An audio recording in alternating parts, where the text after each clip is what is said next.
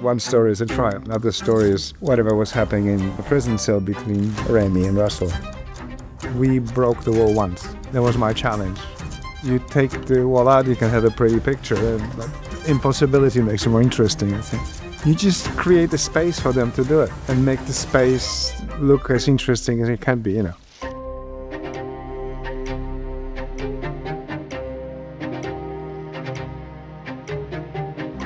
I always go back to like great street photography. The guy comes in and takes a still and it's like, how come it's so great? Because he just captured the context in the great space with a great light, great composition, and a great story, because it's usually somewhere in an exotic place or place that's normally not comfortable to be in. Between James, Eve, production design does always bigger research than everybody else. So when you come in, you have already a lot of stuff to start with. In the prison, there's only one light. The beginning is always start from reality. Eve showed up with this real photograph of basically a bare bulb and like a cage over it.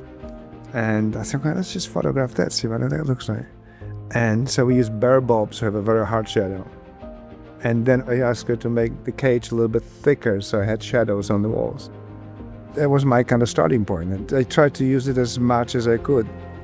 I mean, sometimes you have to use a little fill here and there because you would see their eyes, but when it's bare bulb front light and when it's backlight, it's backlight. And that's what gives you the reality of the thing, And if you put the light in the right place, you can shoot the whole scene that way,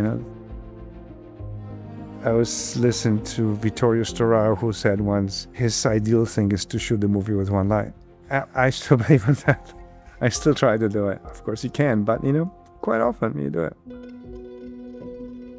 The interesting part during the trial, because it was filmed, there are a couple shots from like shooting booths. There were cameras in the special rooms because they had to be protected because they were too loud to interfere with the trial.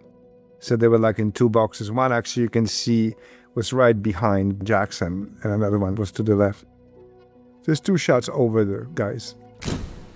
Film was like 80 ASA at the time, so they needed a lot of lights. So that's why those big lights on top of the judges. So I used it, they were just bare bulbs, I just took it from reality. And then the whole audience was a little bit more in shadow. It was lit by whatever the ambience comes from the bright spots, There was such a huge amount of dialogue for them to go through. I just kind of went back on my experience with Ridley. So we put 4 cameras to people to do it. And if you have to do 11 pages or whatever, 15. And also the good thing is that they were far away from each other. So you could get rid of the middle and put 2 cameras like this. And both those cameras can be pushing in and pushing out. And then you put 2 profiles going in and out. So you can choreograph the whole thing and they can just go for it.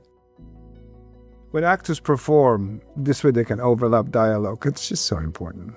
I believe in it. That's really cool. And I believe in that. I don't believe in pretty photography. If somebody tells you your movie looks great, like, what does that mean? It's what pretty pictures, I've done enough, high fashion commercials and stuff too. So photography should be interesting, not pretty. I'm going to quote Ridley again, because anytime we do something, he always kind of direct, just don't make it too cosmetic. Don't make it too cosmetic. Just such a great advice.